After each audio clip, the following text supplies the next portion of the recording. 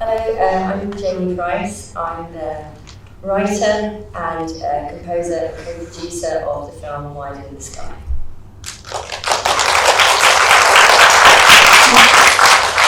Lovely to have you here, and I know we've got a few other cast and crew from Wider in the Sky in the audience as well from this work.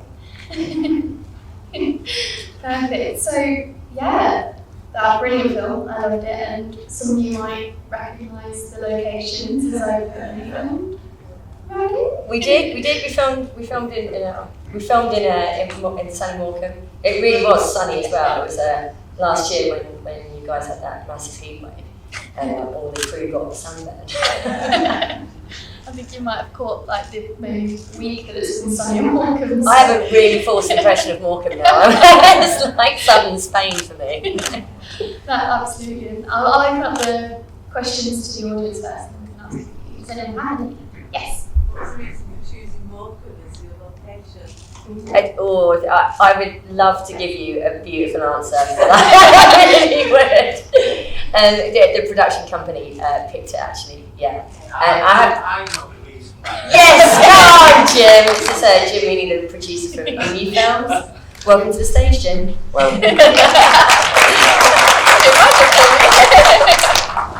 no, we chose Morecambe because the art director, Paul, is based... Sing down here. Based in well, yeah, and so from that point of view, that was the reason, because Paul's very much now taking the life of a slightly more relaxed gentleman, and it made logical sense. When we spoke with Paul in the first place about making the film, he then of course immediately came up with some great locations. The school, which we've got a number of the staff at the back here, was just a superb look. And from a director's point of view, Phil also wanted to try and make it so that it looked maybe slightly more a European feel to the image, and the way that the pictures tend to be framed in everything. I'm beginning to get a bit technical on some of these things, but if you get the chance of seeing the film again, every single scene is shot from the position of being within. The camera's always in an enclosed space, so it's either in the car, it's in the classroom, it's in the shoebox, or it's in the cafe. So it's always, there was this idea of confinement throughout the whole thing. But the main reason we shot here was Paul just offered us some amazing location. And also there's a lot, when it was suggested the driving scenes, I hated the whole idea of the driving. Yes, you did. Because to set up the camera and phrase the DOPs in, it's a very involved process. But again, Mr. Contrast came good because he had a big old Volvo estate car. So we were able to put the director and the DOP in the boots of the car, and bruising was sustained, by the way. And Fletch, the sound guy who's here, rigged everything up and got in on occasions, and then when it got too hot he just left them to it and best as he could, but hope for the best. So. But it definitely looked beautiful. I think you made our small part of the world look very picturesque.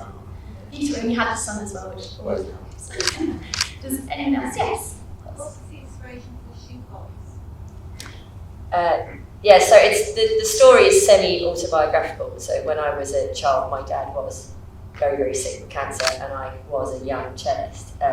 And to cope, I'm an only child, and to cope with the kind of trauma of what was happening, I made little worlds inside shoeboxes. I kind of invented kind of alternative realities that I kind of stayed in when things were really difficult. So it's kind of based on the truth, actually. Yeah.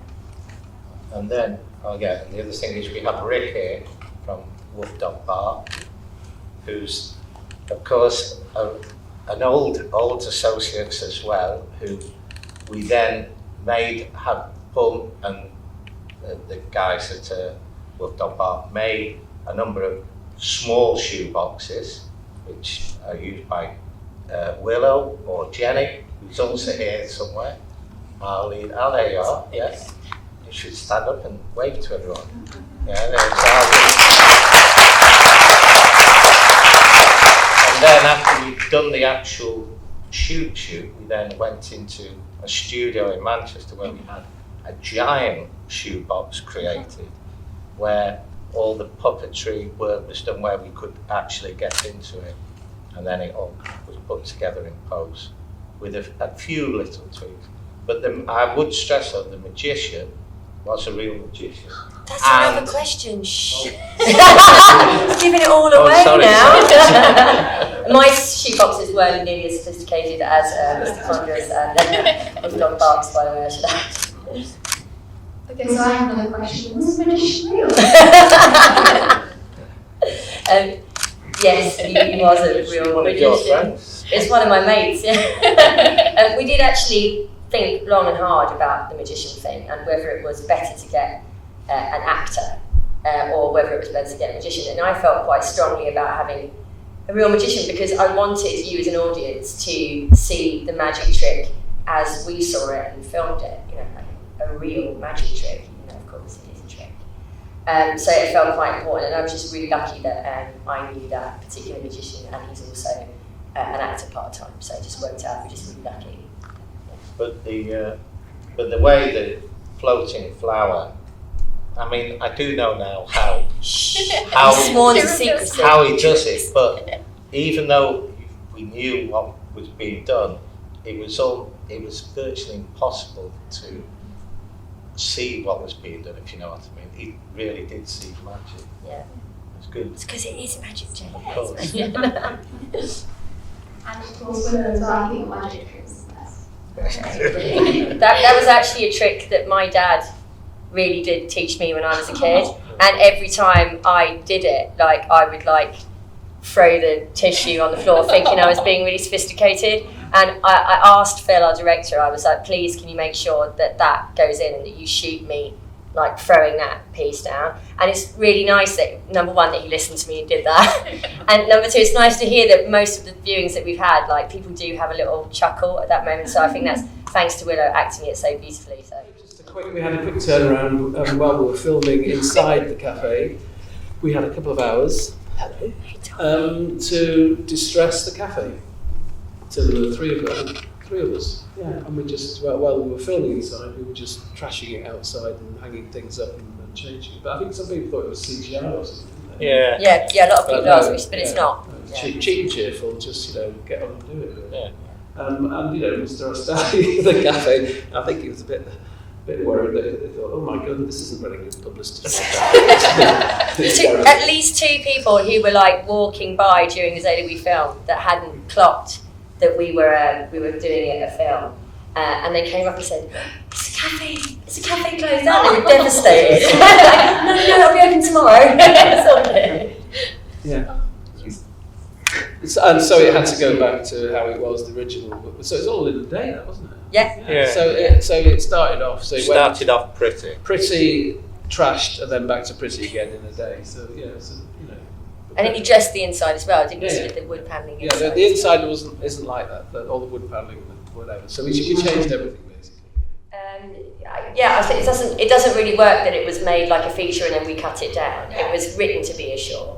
So it was always specifically written to be. Well, actually, the very original script that I wrote was a longer short. I wrote a kind of 20 to 30 minute short, and then when I met Phil, the director, we decided to make a shorter short, and then I rewrote the script so that it would shoot to about 10-11 minutes. But and then of that, unfortunately, Phil's not here, so I can't tell you how many of his shots and ideas that we did ended up in a cutting room floor, but probably a few. Yeah. There wasn't really that much because because of us having so much within the car scenes and that, although there may not appear to be a lot, if you think of, for each different angle involved quite a major re-rig of things. So we ate up a lot of time. In fact, we had to come back, didn't we? Yeah, we came back. We came back to do some pickups of the driving, so where we get those shadows of the car and that, So there was let's say, of each take, he was a bit Kubrick-esque film, which really, really bugs me. It always has to work. Not Kubrick, though. Well, the thing is, he'll redo it till he's happy with it. And I'm just looking at the clock. Going, come on, let's... No, we just do one more. No, that's not right. It feels like every shot must really count, doesn't it? Yeah. There's so much to get across in just a short time. Well, that's the beauty of making short films. Yeah. Yeah, I think that's a lovely thing about making short films. And somebody touched on it the other day about, the limitations are really helpful for creativity, because you really have to think very carefully about how you're going to, get a story into a really short, condensed period of time. So I think, it's one of the fun things about writing shorts and working shorts is that you must try to do that. Sometimes it's successful, sometimes it's not, but it does help if you've got a great actress. I loved it every minute, it was just amazing. What was your favourite bit? I loved all of it really, but I loved making the shoebox, that was really fun. I loved cutting everything out and colouring it in.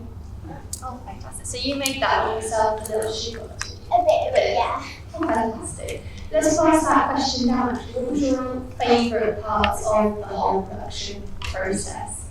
Because, like I said yesterday, filming can be quite stressful sometimes, but looking back on it now, what was your favourite moments throughout the whole thing?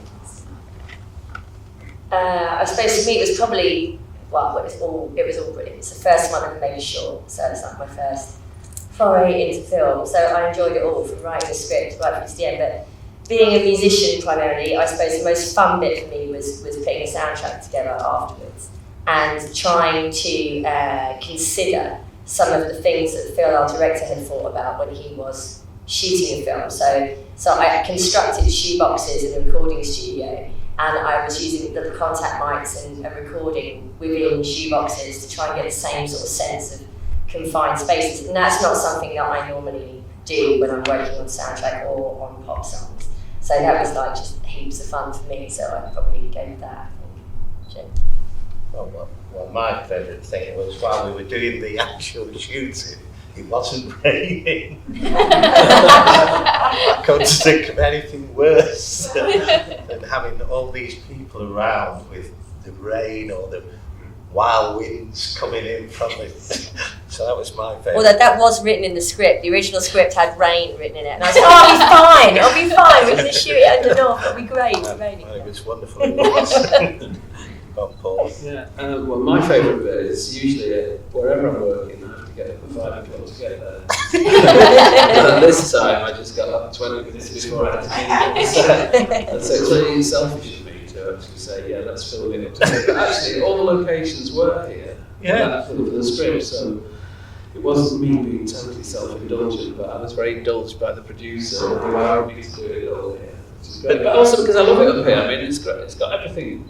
Well, the road out to Sunderland Point is spectacular. I mean, it really is. And we've been looking at everything to do with the tide of it, which and I had these horror visions where they say, "Oh, cars get trapped on that road," But it was great. And one of the things for shooting with vehicles, first of all, rigging them is always a nightmare. I don't think I've ever worked on a film, and in big feature films as well, where there's always an issue with rigging, whether it's on a low loader, whether it's being pulled, whether it's so. And then the next big thing is having road closures or rolling road closures. But that's a spot where we had no issues whatsoever. We could do what we wanted there. It was just absolutely fantastic. So that's one of my places for future reference. Just said it and I did it, I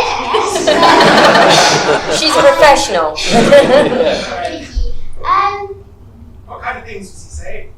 He was just saying have fun with it. If it doesn't feel right, do something else. We'd like to join you in thanking the casting crew of Wine